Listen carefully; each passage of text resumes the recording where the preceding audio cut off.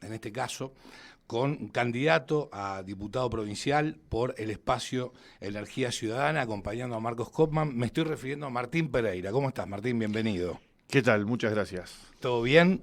Todo bien, con calor, pero... ¿Vos sos consciente que nos complicaste la estructura del programa? Sí, pido mil disculpas. Pido disculpas por la con el resumen, todo, pero bueno, está bien, está bien. No, bienvenido. Muchas gracias, Silvio. Bien, Martín, contame cómo, cuándo y dónde comienza este nuevo proyecto, este nuevo partido que ya es una realidad de Energía Ciudadana. Bueno, Energía Ciudadana... La idea empieza hace 2 años a gestarse, aproximadamente. Yo lo empiezo a proponer porque veníamos hablando con un grupo de personas, no solo de aquí de Neuquén, sino del interior. Veníamos hablando de la idea de esto, ¿no? De la participación. Todo empezaba hablando siempre de la participación, de los espacios que uno se puede o no se puede sentar a debatir de política, a hablar de política, pero no de políticas partidarias solamente, no defender un color o defender una persona por el mero hecho de defenderla, sino por el hecho de poner arriba de la mesa temas que hasta inclusive a veces a uno lo puede incomodar, pero que son necesarios para el debate, para encontrar, para que esas ideas encontradas se conviertan en algo que sume, y no que sea un generador de una discusión, de una pelea absurda que no lleva a ningún lado. El trabajo que veníamos haciendo con la Fundación ayudó mucho, porque yo vengo explicando eso de cuando empezamos a caminar la provincia de la mano de la política, por un lado, cuando mi padre Guillermo Pereira era senador de la Nación, armamos la Fundación. Y la Fundación lo que nos permitió, y lo estamos destacando mucho, lo que nos permitió es hablar con gente sin preguntarle su color político, sin preguntarle o decirle a ver a quién había votado o a quién iba a votar. Lo que hablábamos eran temas que venían de la mano de lo que estuviésemos haciendo en ese momento. Escuchar sus necesidades. Si era deportivo, si era social, un merendero, un comedor, un club deportivo, un club social, una asociación civil que trabaje con alguna temática, el emprendedurismo, la salud, no importaba en realidad, llegábamos, alguien nos contactaba como fundación por redes sociales y cuando estábamos en la localidad o en el barrio nos juntábamos, charlábamos, ya sea conmigo, con parte del equipo de los chicos que están trabajando en la fundación conmigo, así que esa fue un poco la génesis del decir, así se gesta, claro. De decir, bueno, ¿por qué no armar algo donde no se le pida necesariamente una afiliación partidaria para pertenecer o para opinar, o que esté obligado o obligada a, sino decir, bueno, escuchemos las ideas. Yo en ese sentido soy muy particular. Yo vivo en Neuquén, volví a vivir a Neuquén hace 9 años, casi 10. Entonces yo vengo de otro mundo profesional, del diseño, la programación, todo. Entonces, en la parte política nunca me molesta ni me molestó escuchar a alguien hablar mal de mi padre, políticamente hablando. Sí, entiendo. Tengo la idea de que si se dicen las cosas con respeto, no hay por qué... Está todo permitido, claro. Está todo permitido. Entonces, en ese sentido, siempre me pasó de cuando gente no sabía o no sabe quién soy y habla de Guillermo, en este caso, a mí me parece mucho más atractivo la idea de haber... cómo se lo percibe y por qué se lo percibe. Y si hablan mal, después cuando decís, sí, soy Martín Pereira, el hijo, pero se quieren matar, ¿no? No, creo que no sé, nunca les pregunté. Pero debe ser incómodo, me imagino que debe ser incómodo. Pero sí me pareció a mí siempre mucho más interesante conocer la otra mirada. Porque está claro que hay otra mirada. Siempre. Tiene que haber otra mirada. Sí. Y después puede estar justificado, ¿no? Según la realidad de cada uno, según las circunstancias de cada uno. Somos personas, ¿no? No le podemos agradar al 100% de la gente que nos conoce, que nos rodea, y en ese sentido la política tiene eso, o sea, la política nos percibe, nos se perciben las personas que están involucradas en política, la ciudadanía los percibe, tal vez sin conocerlo, pero bueno, de eso se trata. Entonces, en ese ida y vuelta, a mí siempre me pareció mucho más interesante conocer gente que tal vez sin saber quién era yo, claro, porque puedo opinar más libremente. Sí, opinan más libremente y está bien. Y claro, a eso es donde voy yo. Está genial, está fantástico y de ahí uno aprende mucho más que de otro lugar. Claro. Entonces yo me gusta más esa parte del análisis, decir, bueno, ¿por qué no lo quiere en este caso a Guillermo en ese sentido? Porque una vez, ¿qué es lo que no les gusta? Y seguramente más de una vez está justificado, sea cual sea la situación. Entonces, a mí me parece que de ahí uno construye más. Tampoco voy a intentar convencerlos a todo el mundo de eso, pero sí me ha pasado varias veces y después te quedás charlando. Y por ahí no necesariamente están de acuerdo con vos, ni yo con ellos, ni ellos conmigo. Pero hay un intercambio de ideas. Sí hay un intercambio claro. de ideas sin que haya una discusión, una pelea, sin intentar imponer la idea del otro, sin... Entonces, en ese sentido también, entre ese tipo de cosas que es mi forma de pensar, la Fundación me permitió que esa forma de pensar se amplíe en diferentes sectores. Entonces, llegado el momento, cuando se empieza a hablar de instancias más políticas, se acercaba el 2023, yo venía ya hace un año casi largo hablando con mi padre y con actores del espacio del Azul y Blanca, y empecé yo de a poquito a poner arriba de la mesa esta idea, que siempre obviamente encuentra resistencia por algunos lados propios, porque al no ser MPN, al no ser el Movimiento Popular Neuquino, también lo entiendo, pero también era esta oportunidad de decir, bueno, podemos tener algo que apoya el Movimiento Popular Neuquino, pero que también nos permita no pedir la credencial del Movimiento Popular Neuquino claro, para escuchar una idea, para escuchar un proyecto. ¿Y qué te acercó a Marcos Kopman y qué te acerca al Movimiento Popular Neuquino? Más allá, obviamente, imagino que la sangre es fundamental, eso es tu padre, claro. eso desde ya. Pero digo, ¿qué ideas te acercaron a Marcos Kopman? Marcos Kopman, ¿o qué proyectos, si se quiere? A Marcos Kopman lo vemos como alguien joven, como alguien que puede liderar un proyecto de gobierno desde su juventud, apoyado por una persona con la experiencia de Ana Pechén.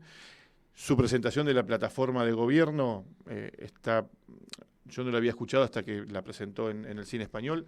Está muy alineada con lo que nosotros veníamos pensando, con lo que nosotros ya veníamos hablando como agrupación Azul y Blanca, y eso no es casualidad, porque en realidad la plataforma de gobierno la está armando a partir de las recorridas y de las charlas que está haciendo. Pero se puede hacer un paralelo también con esa plataforma en algunos puntos con respecto al tema de la fundación, con Y. Sí, deporte, educación. Cuando vos te sentás a hablar y a escuchar a las personas y a interactuar, es sentido común, es lógica.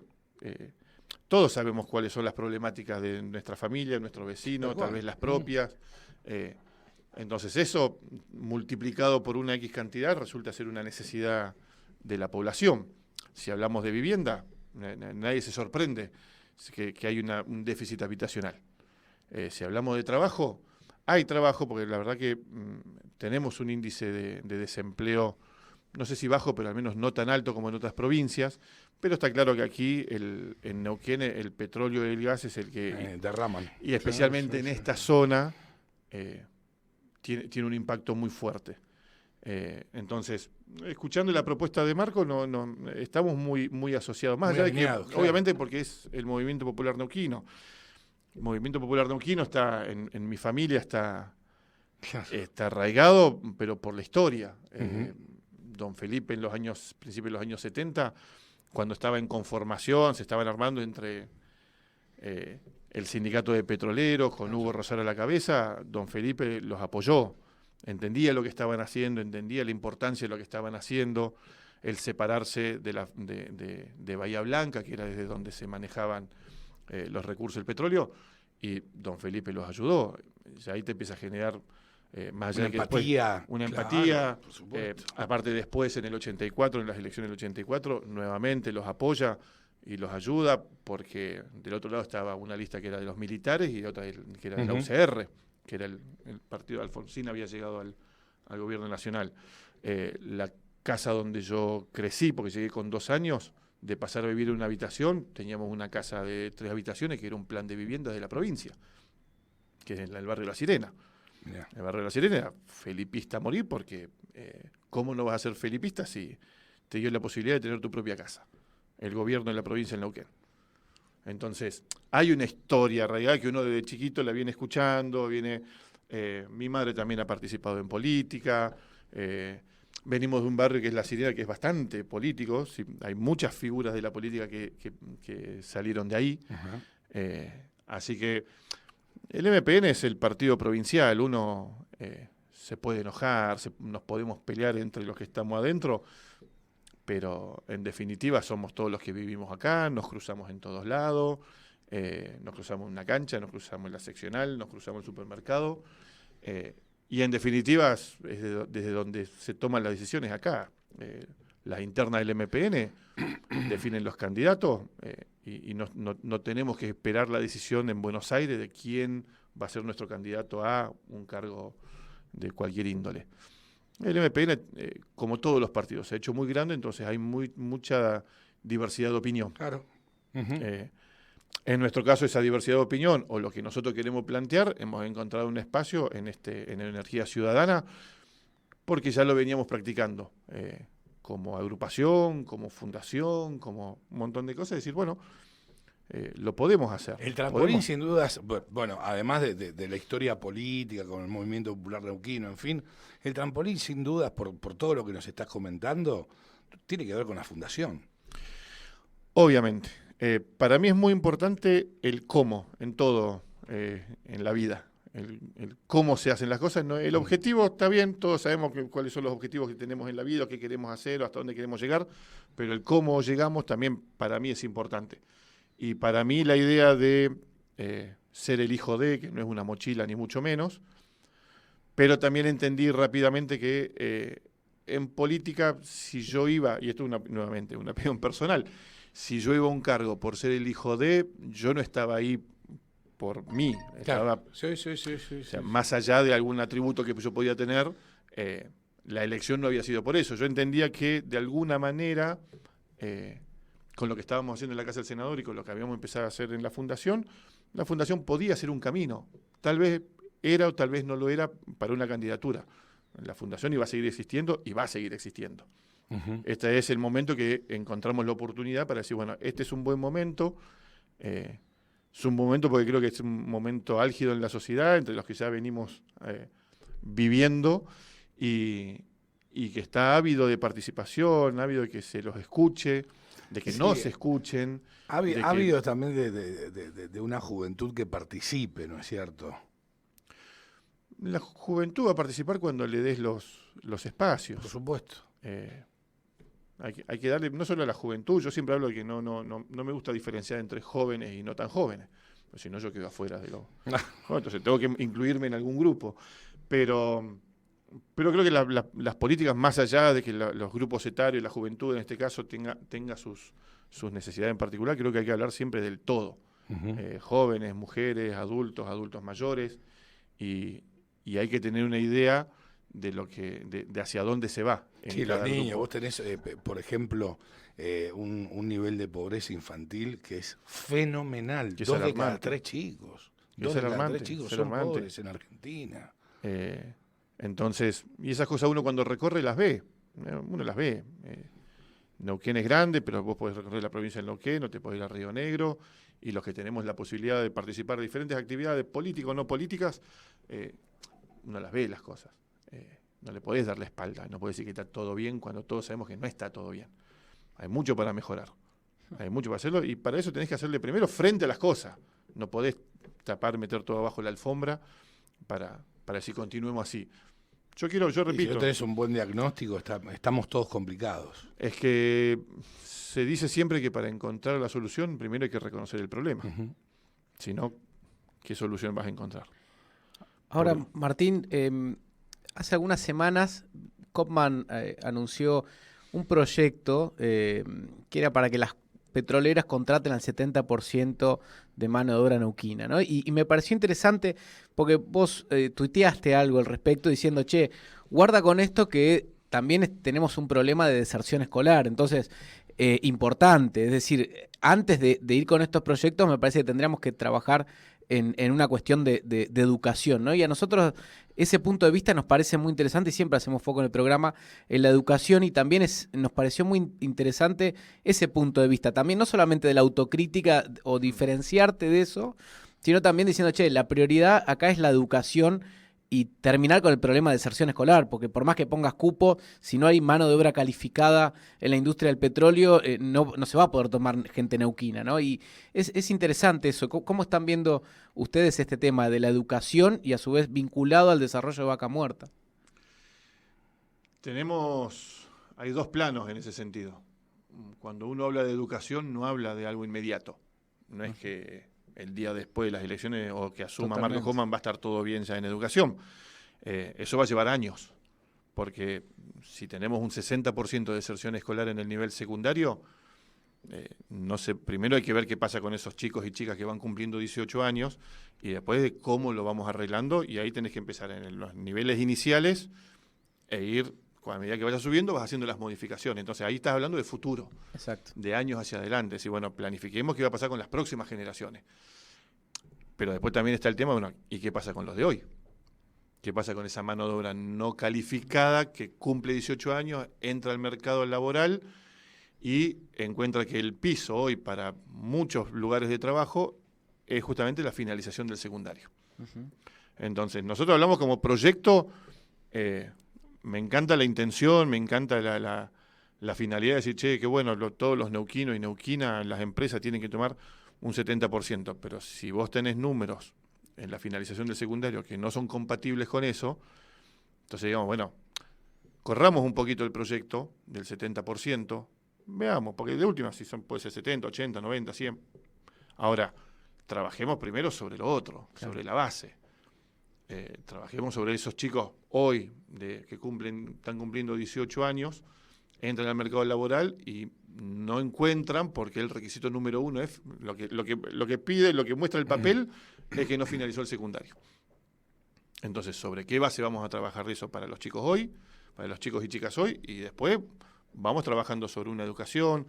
Marcos Hoffman está hablando de la modificación de la currícula, el refuerzo en todo lo que son las escuelas sí, ya era hora, ¿no?, de la modificación de la currícula. Porque eso también hace que, me parece, más allá de todo el estado de situación, el escenario tan adverso que estamos viendo en lo económico, en lo social, me parece que no es atractivo para los chicos. Y eso también me parece que es un punto por medio del cual hace que los chicos miren para otro lado y no les sea interesante, si se quiera, ir al colegio. Debe haber hay un cúmulo de cosas, sí, ¿no? Hay un sí, cúmulo. Sí, obviamente en ese 60% claro, la pandemia jugó un papel también importante, la cuarentena, sí, el estar encerrados, sí.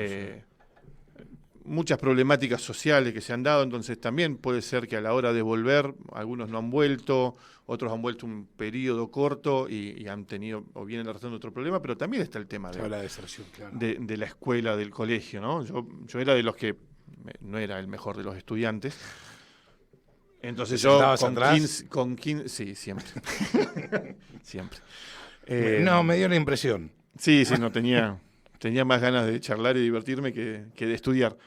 Pero también era de esos que con 15 años cuestionaba de qué me sirve el sujeto y predicado, de qué me va a servir despejar la X. De grande entendí cuál es la función, claro, que el desarrollo de las personas, viene el desarrollo cognitivo, por eso en el jardín se hacen ciertas actividades, en la primaria otras, y la secundaria básicamente se trata de resolución de problemas. Entonces, está bien, y yo estoy hablando de años 90, 91, entonces... ahí te recibiste, ¿no? En el 93 terminé la secundaria. Pero a lo que voy es, si en el 90-91 yo me hacía esos cuestionamientos, hoy los chicos con la rapidez que vienen trayendo con el tema de las tecnologías, con todo lo que los rodea, el desarrollo, por supuesto, sí, el contexto, todo los lleva a ser mucho más rápido seguramente de lo que era mi generación en ese momento. Entonces, la misma currícula, imagino el impacto que estará teniendo. Obsoleta, total. Totalmente, entonces yo lo veo, yo tengo un sobrino que ahora hace poquito, el año pasado cumplió 18 y terminó el secundario. Y la pelea de él, que era vos lo ves a él con sus 2 pantallas, la computadora, queriendo hacer el no sé qué, pim, pum, pam, aprendiendo a programar por su cuenta, y la escuela era que no encontraba el incentivo, encima a veces una temporada por Zoom, o sea, por videoconferencia. Era todo un arrastre de decir, bueno, o sea, encontraba mucha más motivación en su habitación, adolescente sin salir de su habitación, pero encontraba mucho más motivación en lo que él podía desarrollar o crear que en la currícula escolar. Entonces entiendo ahora que Marcos Kopman y Ana Pechen están hablando de, listo, modifiquemos la currícula escolar, metamos Que haga idioma. más atractiva. Metamos chicos, idioma, claro. que es totalmente necesario. Sí. Vos tenés una necesidad hoy que es latente en el sur, para el desarrollo del turismo, si querés, que hay vuelos de Sao Paulo a San Martín de los Andes, a Chapelco. ¿Cuántos hablan portugués? Claro. He encontrado turistas en el norte, de Chosmalal para arriba, gente en diciembre estuve en Barbarco y habían 2 de República Checa. Entonces les empecé a preguntar cómo llegaron hasta de República Checa a Barbarco. Y pasaron por la oficina de Chosmalal, pero los tuvo que ayudar alguien porque no se hablaba inglés en la oficina, entonces alguien que detectó se puso a hablar inglés y aprovechó y le vendieron unas cabañas, o sea, la estadía en unas cabañas que eran de ellos en Barbarco. Pero son situaciones que vos decís, bueno, o sea, que es todo mejorable. Seguro. Es todo mejorable. Sí, sin duda. Sí, entonces, sí, todas esas cosas empiezan en la escuela. Si la escuela los puede formar con idioma, la propuesta que puso Marcos Kopman y Ana Pechen, idioma en las escuelas, en los colegios, programación. Yo estudié programación el primer año de secundaria. La verdad que, pero con los diagramas de flujo, dije, nada, esto es una tontería, no le da pelota a matemática. Volvemos a lo mismo. ¿De qué me sirve despejar la X? Esto no sirve, en la vida real no sirve de nada. Cuando 15, 20 años después estoy yo aprendiendo a programar y haciendo juegos con trigonometría, con todo lo que es la matemática, y dije, pucha, claro, te ayuda si a razonar. Me hubieran dicho que esta era la aplicación práctica, si hoy yo a la trigonometría, a un chico que dice, ¿y para qué me sirve calcular la hipotenusa? Y le puedo hacer que desarrolle y programe un pequeño juego, o algo que se mueva, algo que tenga cierta interactividad, lo más probable es que lo motive más que ver en un pizarrón una serie de ecuaciones. Sí, claro, muy abstracto. Claro, que no te quepa la menor duda. No es tanto el contenido, sino el enfoque que se le da, ¿no? El hacia dónde se lo lleva, seguramente. Y yo entendiendo un poco de tener esta suerte que por ahí mi generación nos acordamos del teléfono fijo y no le tenemos un rechazo a la tecnología de un smartphone. Y en el medio hemos visto un montón de cosas. Entonces, decir, yo entiendo. La generación X. Formamos parte de la generación claro, X. Yo entiendo. Porque a mí me pasó y yo dije, pucha, si me hubieran enseñado esto, mirá, si le hubiera prestado más atención a matemática, y hoy tal vez sería mejor en lo que estaba haciendo. Sí, o te hubieses ahorrado un montón de tiempo en volver a entender. En volver, que es lo que me pasó. Claro. Alguien me tuvo que volver a explicar trigonometría, me tuvo que volver a explicar cosas, cómo sacar cálculos de esto. Entonces dije, pucha, mirá. Entonces, a través de la programación, que a mí era algo que me gustó, que me encantó cuando lo estudié, dije, pucha, tal vez si me hubieran dicho, entonces yo intentaba después, en chicos que no eran adolescentes, eran más grandes, intentaba siempre buscarle esa vuelta, decir, bueno, a ver cómo les mostrás que algo que puede parecer abstracto, que es la programación, tiene algo que es tan visual y es tan que la primera vez que podés mover algo por programación, pasa con la robótica también. Yo conozco algunos lugares que le están mostrando, no sé si enseñar, pero sí mostrando la robótica a los nenes, que a través de un par de códigos de programación podés hacer mover. ¿Esto acá en Argentina? Ya acá en Neuquén. ¿Acá en Neuquén mismo? En la biblioteca ahí de San Lorenzo, de la calle Godoy. Le dan unos talleres a los chicos para mostrarles lo que puede hacer. Y está genial porque a esa edad, 8, 9, 10, 11 años, está mucho más despierto que lo que estaba yo a los 8, 9, 10, 11 años. Pero hoy ya es un lenguaje normal para ellos que a través de una computadora vos puedas mover algo o puedas generar algo a través de la programación. Entonces, a mí me parece fantástico que digamos, metamos la programación dentro. No es para que todos sean programadores, pero el concepto de programar ya te lleva a otras cosas, te lleva a aplicar la lógica, tenés que pensar hacia adelante, porque cuando vos programás algo que tiene que ver con la interactividad de un teléfono, y de un punto de vista lúdico, vos tenés que empezar a adelantarte cómo el usuario se va a comportar. Y eso ya hace que tu cabeza empiece a pensar, decir, bueno, a ver, se entiende lo que estoy haciendo, se entiende lo que tengo que entender cuál va a ser el comportamiento del usuario cuando abra la página web o cuando abra una aplicación. Tenés que programar los comportamientos que va a tener una persona después, con lo cual te hace siempre pensar hacia adelante. Y te genera un ejercicio que está genial, que yo me imagino que en chicos en desarrollo sería estupendo. No digo que todos van a salir programadores, pero digo que la programación es un excelente ejercicio también para todo lo que genera, más allá de... Y una herramienta, te guste o no, que es hoy una tiene, herramienta. que hoy tiene que estar, porque es lo que los chicos manejan. El código de ellos es YouTube, son las aplicaciones, el teléfono, es la gesticulación de todo, de las tablets, de los teléfonos. En mi casa siempre con mi madre, quien le iba haciendo actualizar la tecnología eran sus primeros nietos. Porque cuando tenía una cámara de foto y le sacaba una foto con rollo, y el sobrino más grande, que en ese momento era chiquito, le decía, a ver la foto, y decía, no, tengo que ir a revelar el rollo. Listo, cámara digital. Claro. Y después de la cámara digital ya vinieron los teléfonos, los smartphones, las cosas. Entonces, yo tengo la suerte de haber vivido, ya te digo, desde el teléfono fijo hasta el smartphone, hoy, y que me haya gustado también justo todas esas cosas que se están hablando, que se quieren implementar en la currícula escolar. Yo, pucha, que estaría buenísimo. A mí me encantaría que se haga. ¿Sabés lo más loco de todo esto? No sé si es loco, me parece que es cuerdo, en rigor. Porque vos lo dijiste. La educación, ¿sí?, conlleva muchísimo tiempo, es decir, implementar políticas de educación para que den sus frutos, para que den sus resultados, ¿sí?, eso te lleva muchísimo tiempo, ¿sí? Tiempo que el político que es gobernante no va a ver después, no lo va a ver reflejado en votos. Yo siempre digo que, estoy diciendo claro, que la política educativa o que la educación para la clase política es un árbol que no les va a dar sombra. Entonces no lo ponen en agenda. Y lo loco de todo esto, a eso me refería, o a eso quería ir, es que nosotros entrevistamos infinidad de encuestadores. Infinidad, ¿sí? Infinidad. Bueno. Y cuando le consultan a la gente cuáles son las problemáticas más relevantes, más significativas que hay en la República Argentina, la educación está en el último plano. Y lo que estamos observando, lo que estamos debatiendo, no solamente con vos, sino con el arco político en líneas generales, es precisamente poner en agenda nuevamente la educación. Y si vos a nivel nacional, escuchar los discursos de los candidatos o precandidatos a presidente, yo sinceramente escucho hablar de economía, lo cual está muy bien, de pobreza, lo cual está muy bien, ¿qué más? De salud, que está muy bien, pero educación, no, la verdad que no. La verdad que no, y sí lo estamos observando no solamente con el Movimiento Popular Neuquino, esto es transversal a todos los partidos políticos, lo cual, bueno, a mí me llama la atención para bien.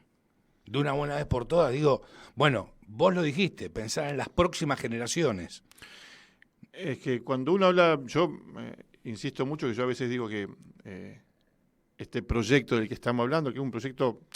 Nos encontramos dentro de un lineamiento del azul y blanca, pero es un proyecto en construcción, donde buscamos ampliar fronteras. Tal vez no es un proyecto, por ejemplo, ni para vos, Silvio. Dalo por hecho. Va a ser un proyecto para tus hijos, para tus nietos, tus bisnietos, porque volvemos a lo mismo. Hablar de educación no es hablar de que al otro día que gana Marcos Kopman, que asume, ya está. Está todo resuelto. Está todo resuelto. No, el primer día de los próximos 20 años seguramente, que ojalá dentro de 20, 25 años digamos, che, mirá qué bueno. Desde aquel, el puntapié inicial. 10 de diciembre del 2023, 20, 25 años después, acomodamos bastante el tema. Y el tema de cuando pasa esto que vos decías de la política, y es cierto, la política encuentro yo que el problema siempre lo va a encontrar o lo vamos a tener si no nos despojamos de los egoísmos, de esto del yo tengo que ser yo. Está bien, yo le estoy diciendo a todo el mundo, hagamos propuestas. Dicen que ahí aproximadamente van a haber 27 listas de diputados, contando las oficiales y las colectoras. ¿Cuántos proyectos hay? Nosotros estamos proponiendo esto con una base sólida, educación y también capacitación para empezar a hablar de lo que es hoy, pero queremos empezar a hacer propuestas, vamos a empezar a hacer propuestas, porque yo quiero que eventualmente, si accedemos a una banca dentro de 3, 4 años, cuando yo quiera supuestamente repetir, alguien tenga en un papelito anotado lo que los objetivos que queríamos buscar, que queríamos cumplir, y que me digan, bueno, ¿los cumpliste o no los cumpliste? Porque si no, se va a quedar toda una charla de 2 meses, 45 días de campaña, y después, bueno, ya está, entré, buenísimo, no entré, bueno. Yo sabes que veo en vos que tenés un plan. Lo intento. Bueno. Lo planificamos de esa manera. Yo no solo pienso el 16 de abril, si entro, si gano, tengo los votos para entrar. No, es que fuiste mucho más allá. Si qué voy a hacer el día de diciembre, pero decir, bueno, me encantaría, entramos 2, 3 bancas de energía ciudadana. Bueno, y dentro de 3 años nos tenemos que sentar y decir, che, ¿y cumplimos o no cumplimos con lo que dijimos? Claro, el para qué. ¿No? ¿Para qué te Dijimos involucrás? que íbamos a defender la educación. ¿La defendimos en los diferentes proyectos de ley que pudimos haber presentado o que se presentaron desde el Ejecutivo? ¿Lo defendimos cuando se presenta el presupuesto anual? ¿Lo defendimos en las visitas que seguimos haciendo en las instalaciones educativas? ¿Lo defendimos cuando propusimos este proyecto?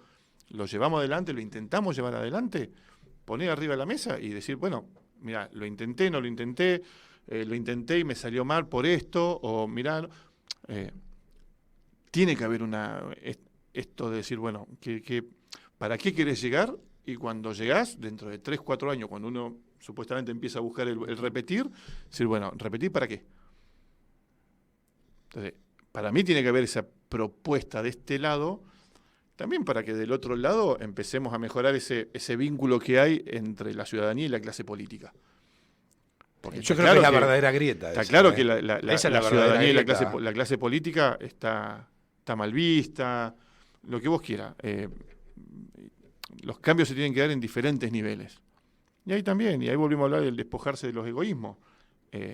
Nosotros vamos a llegar con una propuesta. Después veremos si la gente quiere o no quiere esa propuesta, si le parece bien, si le llega, si no le llega, si nos cree en esa propuesta. Ojalá nos crea, ojalá nos elija, y ojalá que dentro de 3 años, 3 años y medio, digan, bueno, a ver, sentémonos, Energía Ciudadana, a ver ustedes qué hicieron. Porque tranquilo que si es así, te vas a sentar en esta mesa. Porque, obviamente, pero dalo por hecho. Pero porque no, a mí me parece que ese es también el juego, entre comillas, con la ciudadanía que hay que tener, decir, mira, poneme a prueba. Por supuesto. Porque si no, todo siempre en Argentina es, bueno, ya está, ya pasó. No pasó. O sea, tenemos que revivir algunas cosas y decir, bueno, a ver, ¿qué pasó con esto que dijiste? Lo que uno dice puede evolucionar o involucionar, puede modificarse. Ahora, lo que uno propone como propuesta política, no podés modificar la mitad de camino. Si no, ¿sabés que al final la educación no vamos a hacer esto? Una vez que me siento en la banca digo, no, mira, vamos a jugar al ping-pong. No. Bueno, no, tenemos que decir, bueno, si esta es nuestra propuesta, mantenerla y ser coherente en todas las acciones que hagamos, que realicemos, en base a eso que dijimos que propusimos y que dijimos que íbamos a llevar adelante. La última, Martín, y te agradecemos mucho que nos hayas acompañado y fundamentalmente, bueno, nos las pasamos hablando de educación. Sí, nosotros generalmente cuando ponemos en agenda este tema que es tan importante, yo digo que un país es rico cuando la educación está posicionada en el primer lugar del podio. ¿No es cierto? Perdón que te interrumpa, sí. Ya que el compañero lee mis tweets. Los otros días puse, porque los otros días charlamos con amigos y salió no sé si una frase, pero dijimos, a ver, no hay país en el mundo que no haya salido de una crisis sin educación. De hecho, todo lo contrario, la han duplicado.